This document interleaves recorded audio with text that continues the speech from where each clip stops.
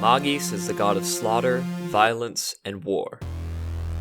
He is hatred unrestrained, empathy denied, and mercy forgotten, an entity whose very presence incites mortals to violence. Soldiers fear succumbing to his bloodlust lest they dishonor themselves, but the vengeful and forsaken call to him for the gift of his rage. He is the brother of Eros, god of victory, and his antithesis in matters of warfare. The anger and malice radiating from Mogis is almost palpable. He exercises no control over his temper or his urges and lashes out against subordinates at the slightest provocation.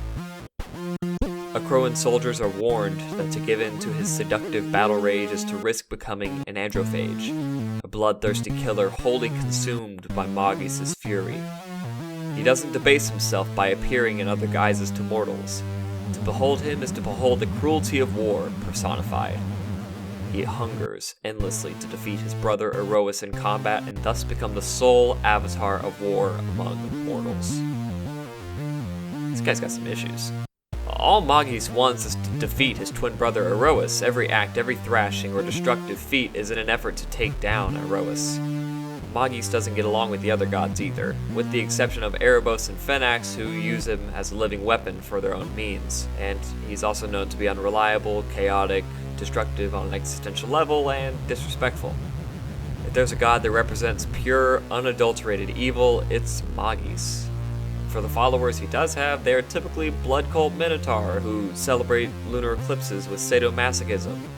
Mogis rewards his followers with abilities that just kind of fuck up whoever they're in combat with, like blinding or wrathfully smiting. Man needs a therapist.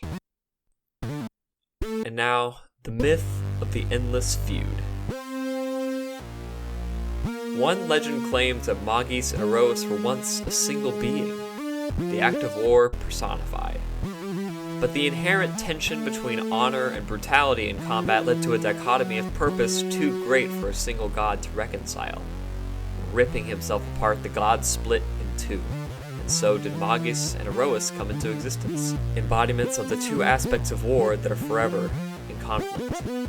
Though no tales of either Mogis or Eros' faith speak of such, whispers among the servants of other gods claim that there might be a way to piece the fractured god back together. Doing so would require an incredible feat, though likely involving the cooperation of both Mogis and Eros themselves.